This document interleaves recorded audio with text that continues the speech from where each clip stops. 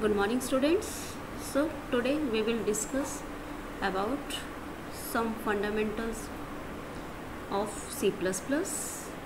Here you are watching identifiers on the slides. So what are identifiers? You all know about them. In C you have read about them. Identifiers are the name.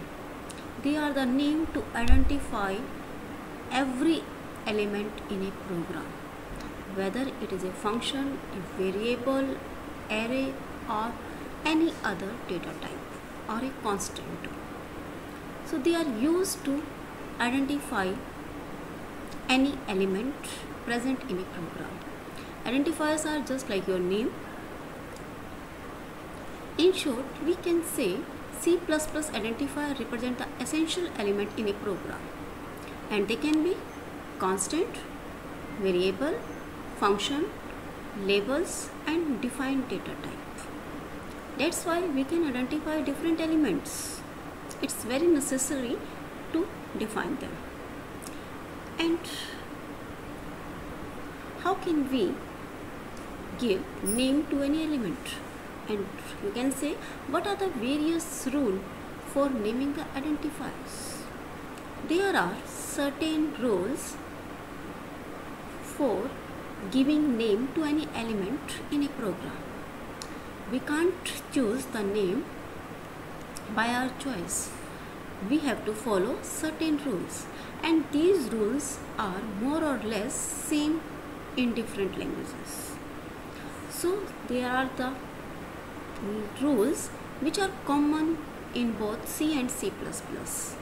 So first is only alphabetic characters, digits and underscore are allowed. Remember, you can not use special symbols in identifiers.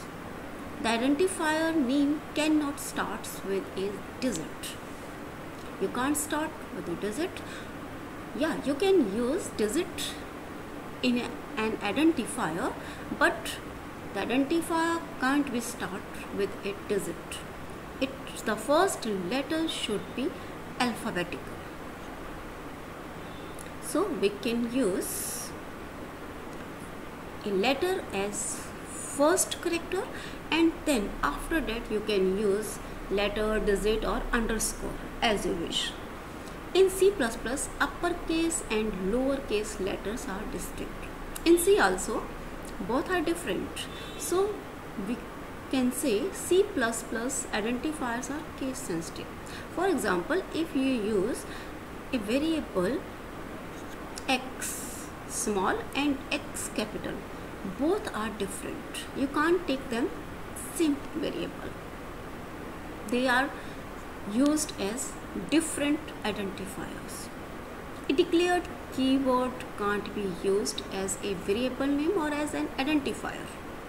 You can't use a keyword to name a function, a label or anything extra, because we have previously read that keywords are the reserved words.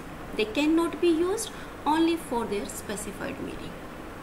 Identifiers can be short name. You can use X and Y as or more descriptive names like age, sum, roll number. These descriptive names actually tells us the type of value that can be stored in that particular variable or in that identifier.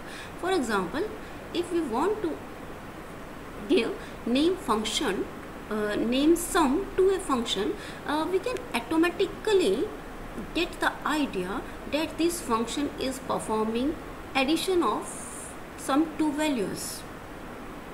So we generally use these descriptive names for identifiers because these descriptive names tells us about the type of value that can be stored in that variable, and it's easiest to remember them also. The major difference between C and C++ is limit on the length of the name of a variable. You can take any length for an identifier. You can use any number of characters for an identifiers, but generally in a language only first few characters are recognized. For example, in NCC, it considered only first 32 characters in a name.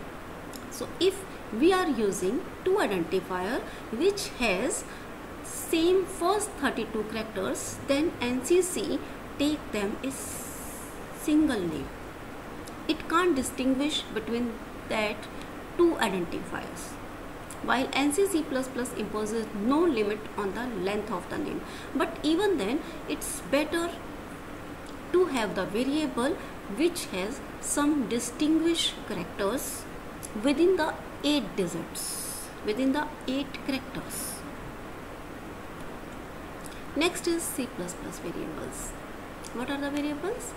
Variables are the name that represent a storage location in memory. We all know that every data or instruction is stored in the computer memory. So whenever we want to access that data, how can we access it? Of course, we have to give some name to that location, and that name is known as variable. Variable when we want to change the value of that location frequently, or when there is a need to change the value of that location in a program.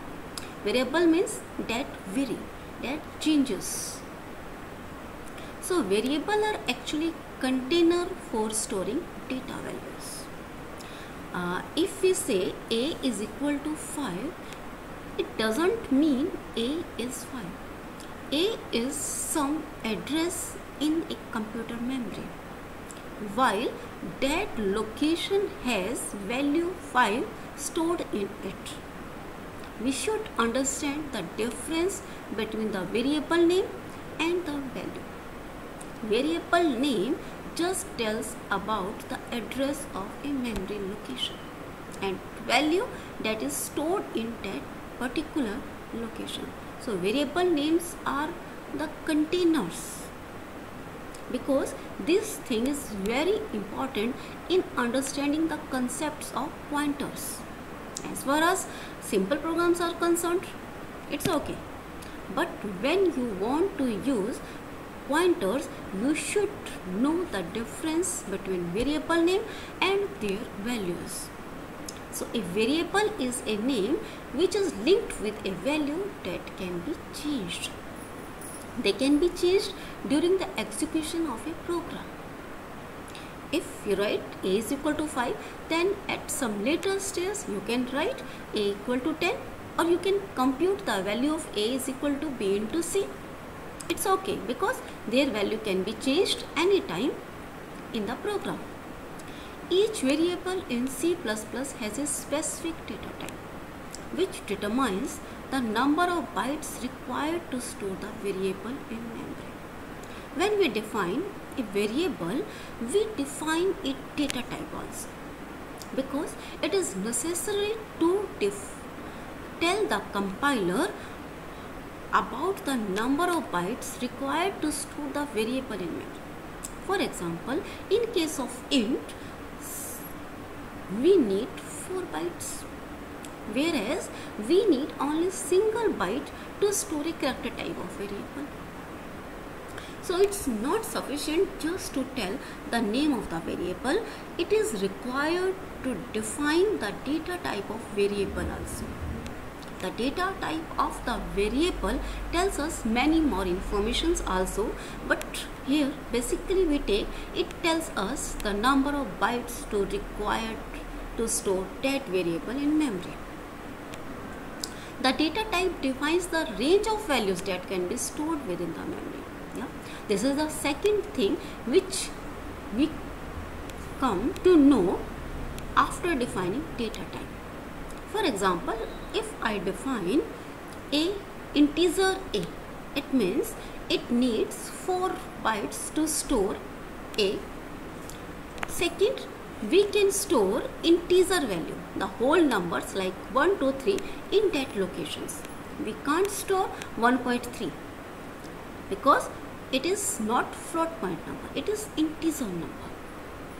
And it also defines the set of operations that can be applied on the variables. In C++, there are different data types for variables. For example, integer. This stores integer numbers without decimals. Then double stores floating points number. Floating points number, these are the number with decimal point. When we use double number of bytes to store a floating points number, they are known as double. Then character, it stores single character A or B.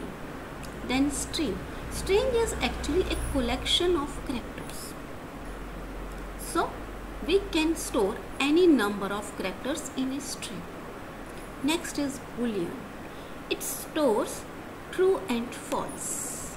Like if we have something where we need to put the answer yes or no or true or false, we use that variable as boolean type. Now, a variable declaration has its meaning at the time of compilation. Well, because compiler needs to know about the number of bytes that need to be stored at particular variable. So declaration has its importance at the time of compilation. So when compiler is converting the program from high level language to low level language and making it finished for the execution or making it ready to be in executable form so that you can execute it. So at that time the compiler needs to know the data type. Compiler needs actual variable definition at the time of linking of the program, because after the conversion compilers link different modules in a single package, you can say, and after that a program is ready for execution. We can define variables as type. Type is data type. Then variable, name of variable equal to value. If we want, we can initialize it in the starting also. For example, you can say int a equal to 10. Here we initialize the variable at the time of declaration, whereas it is also possible to define a variable without initialization. For example, you can see int a b character c.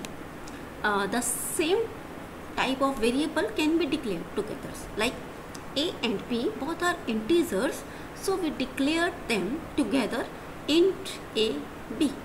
Compiler understands that a and b both are type of integer, but when we have to define a variable of another type, we should define it another line like character c.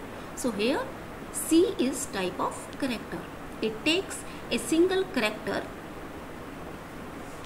We can assign the variable at a time of declaration, so as you can say, and you can change that value anytime whenever you need to do so, because if we say int a is equal to 10, it doesn't mean that you can't change its value now onwards in a program. You can change its value anytime whenever you want to do so. It is just the initialization, the starting value of a.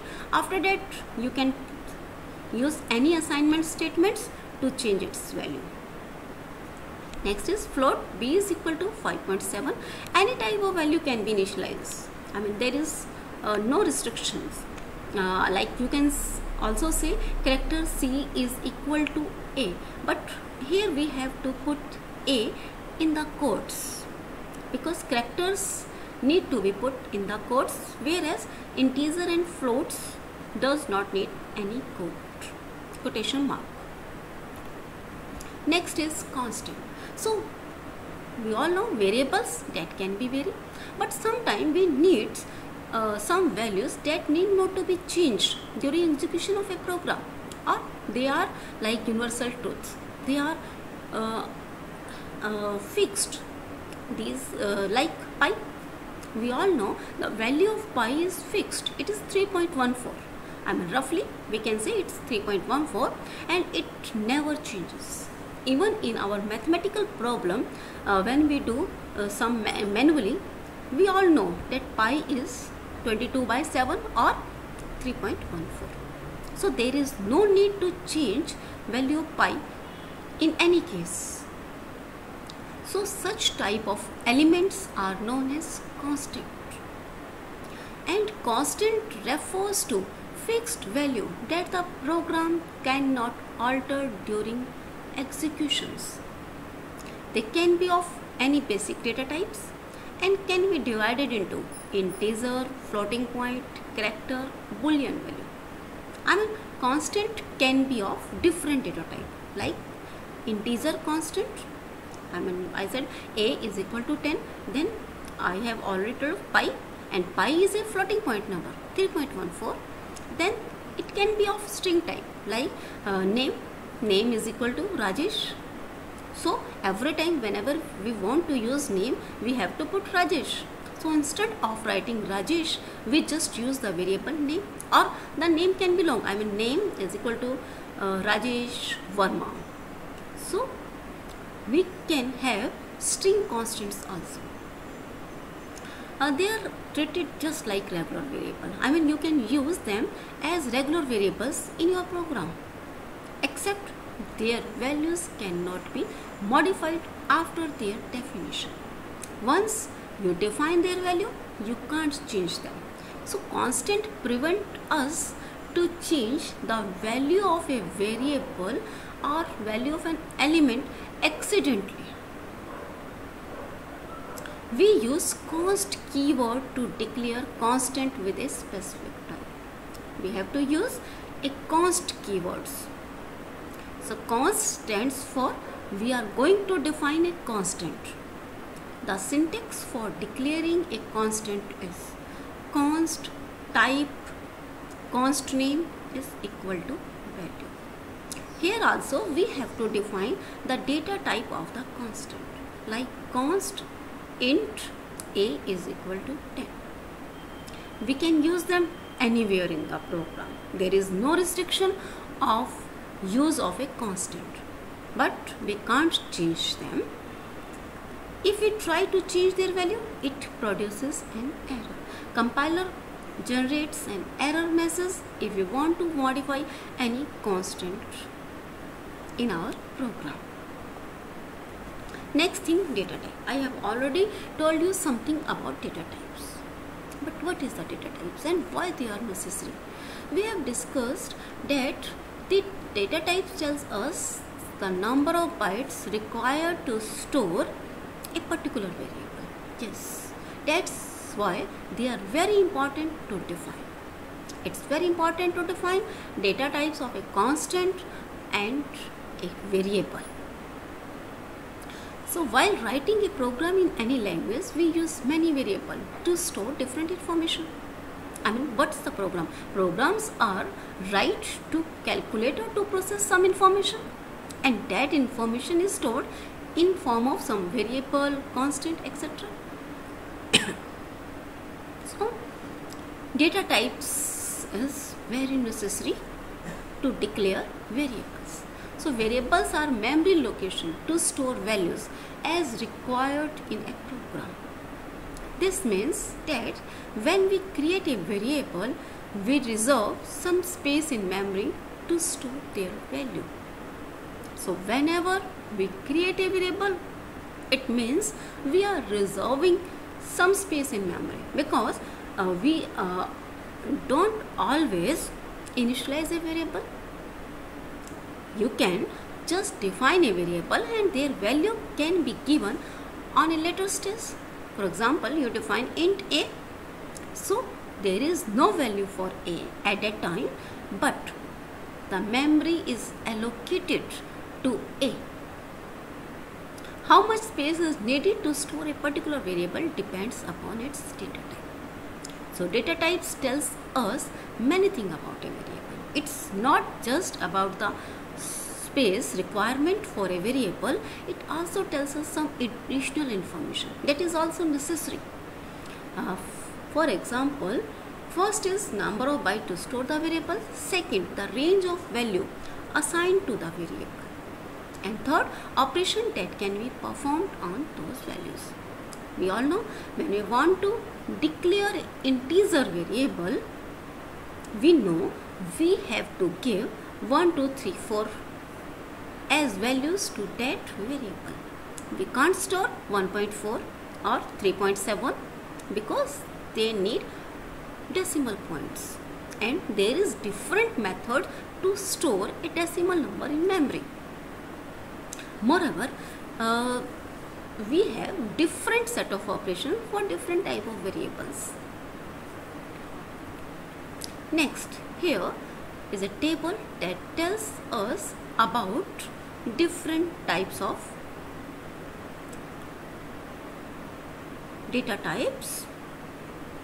One is integer, and keyword for representing an integer variable is int, and it needs 4 bytes to store. So if it needs 4 bytes to store, it means it needs 32 bits to store its value. And you can check in a 32 bits location, we can store the value according to this range of values. And you can see these range of values represent the number of range of for the values that can be stored in 32 bits. You can easily calculate them by 2 power 32 and you will get this result. Here we are using negative to positive. So whatever we get, you can half those value and you will get this value, because here 1 bit is used as sign bit, which represent whether the number is positive or negative, because integer can be both positive and negative also. So if we suppose if in any location we can store 500 values, so there are 250 are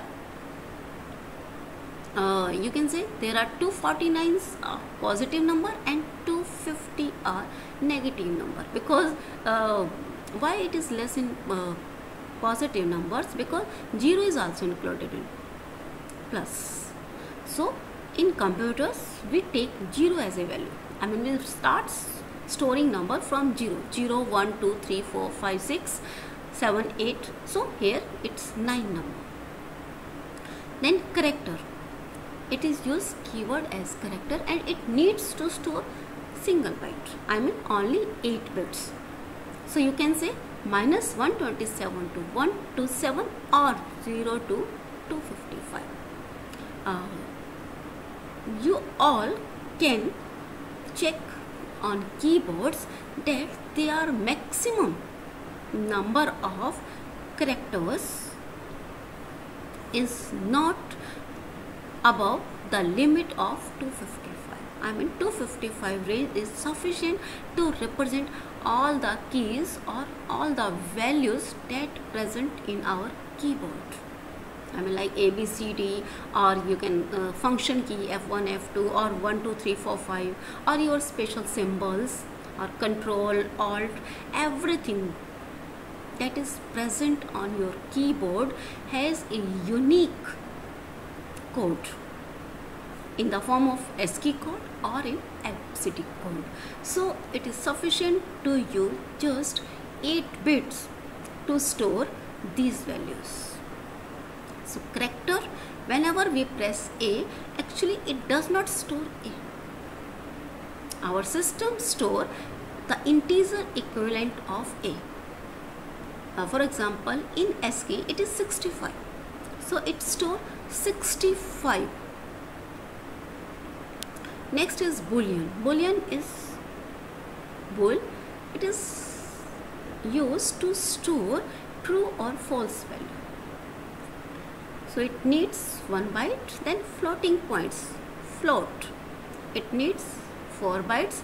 Again, the range of value for integer and float is same, because both are using same number of bytes.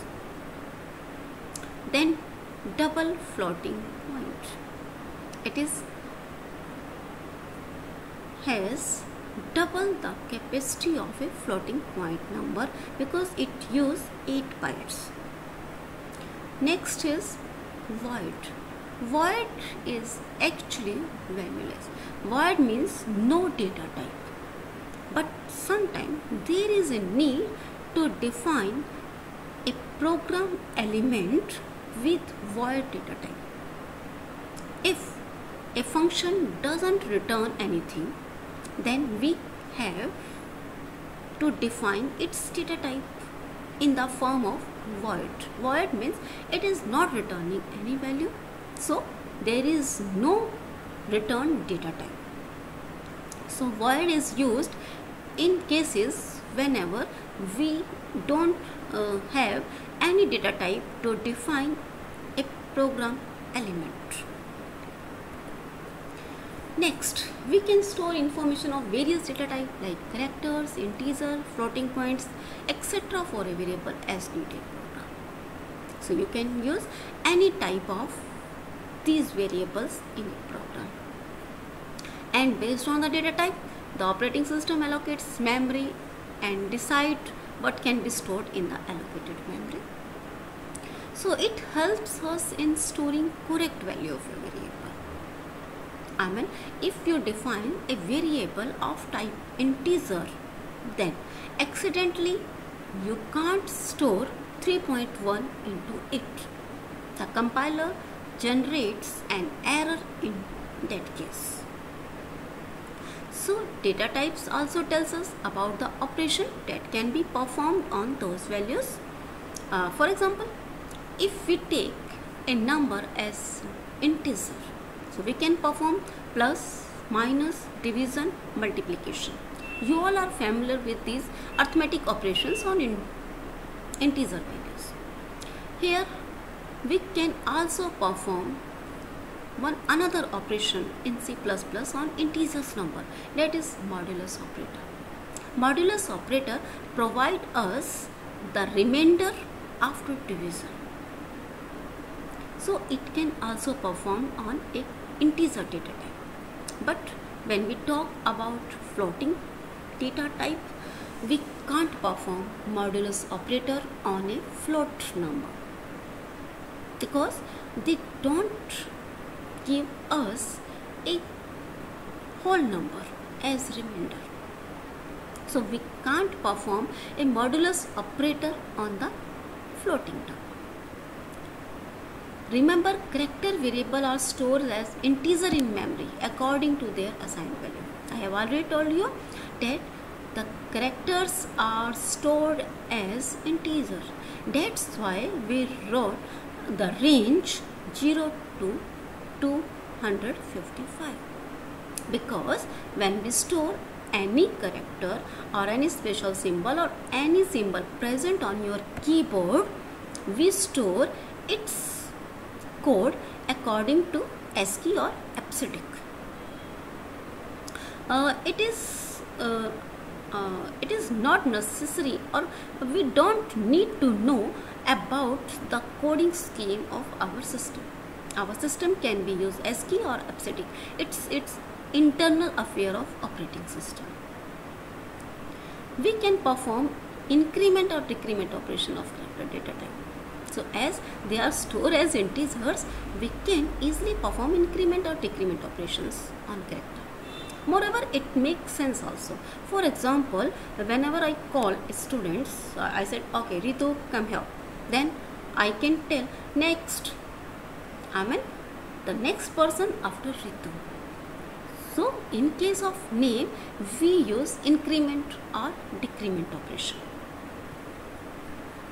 Next are modifiers. So what are modifiers? Modifiers means something which can modify. I mean, the name indicates they are used to modify. Yes, they are used to modify data types.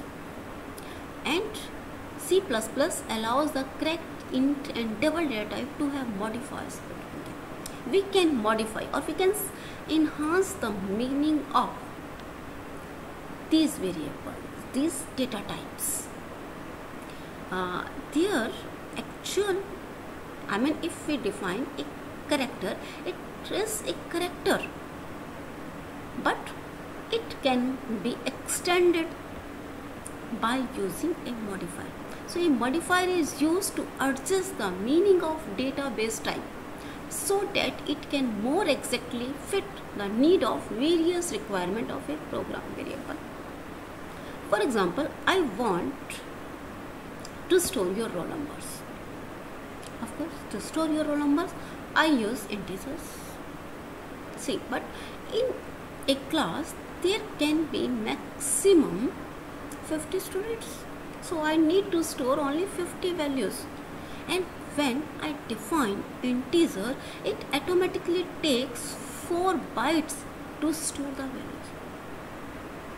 values. Whereas I have to just store 50, 1 to 50 values. And that needs maximum, I think, 6 bits only. So there is no need to use 32-bit to store those values. It is just wastage of space.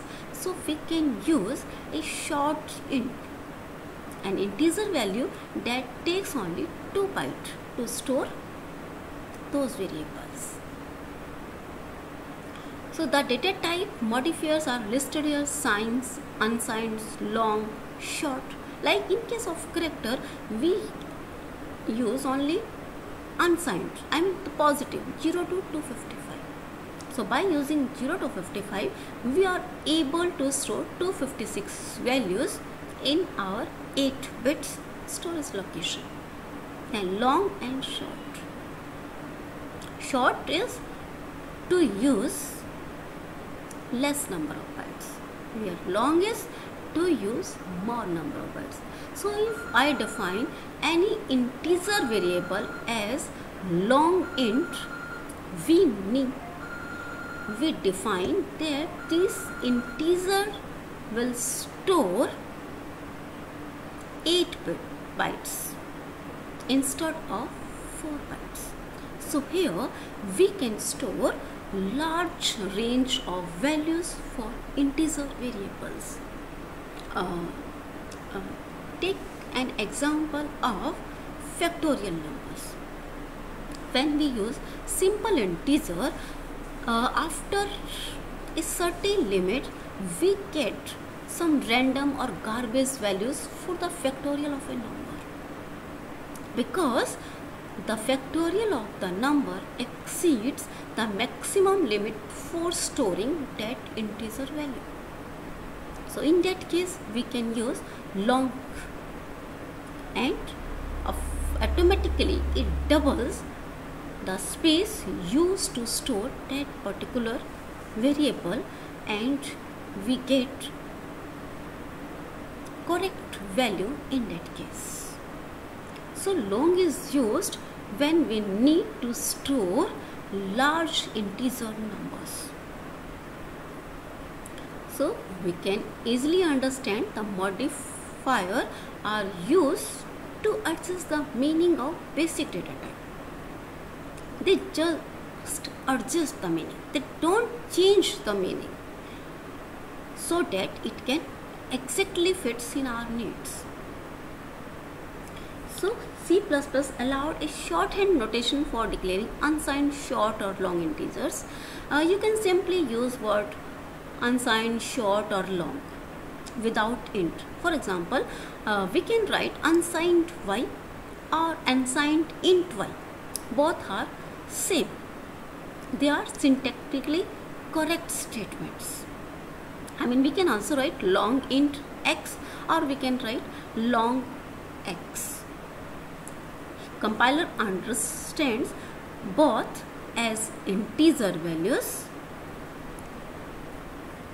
Next is typecasting. This is another concept in case of variables and data types.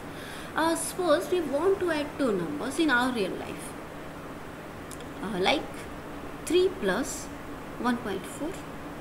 So here we have two different numbers with two different data types, like integer and floating, where 4 is integer and 1.3 is a floating point number. And it it is very common in our real life to add such type of numbers. So what we do? We actually take integer as a float and then we do the addition in operation on those numbers. So here int is converted into float before performing the operation. So whenever in our program we use such type of combination of integer and float, compiler automatically convert integer number into a floating point number. We need not to define it because compiler can do it automatically, and this is known as typecasting. But some operations or some type of typecasting need to be done by the programmer because compiler can't do them automatically, and in that case compiler produces an error. So in order to avoid the error, we perform typecasting by ourselves. So programmer can use typecasting in addition to these automatic conversions. There are two types of typecasting syntax supported in C++. So here I'm showing you an example like int a equal to 100, b is equal to 9 and c. So here you can see the difference. We can use bracket for long as well as for the variable. So both these type of syntax is correct in C++. So this is for the today's lecture, and in today's lecture we read about identifiers, variable, constant, data type, modifiers and typecasting. You can easily understand identifiers are the name for any elements in the program, and they are very necessary. That's why we use them. Like they are used to identify different things. Why we use name of a person? Name is actually an identifier for the person. They are used to identify a particular person. Same way, identifiers are necessary in a program to identify a particular element. And these elements can be variable, constant, then function, then label, etc. Next is variable, the values that can be changed during the execution of a program. Next, constant, the values that cannot be changed during the execution. They remain constant throughout the execution of a program. And data type tells us about the values, operations and memory requirements for a variable or constant. And then we can modify the data type of any element with the help of modifiers. So these are the basic concepts which you need to understand in order to perform your programs in C++. Okay, this is for today. Thank you.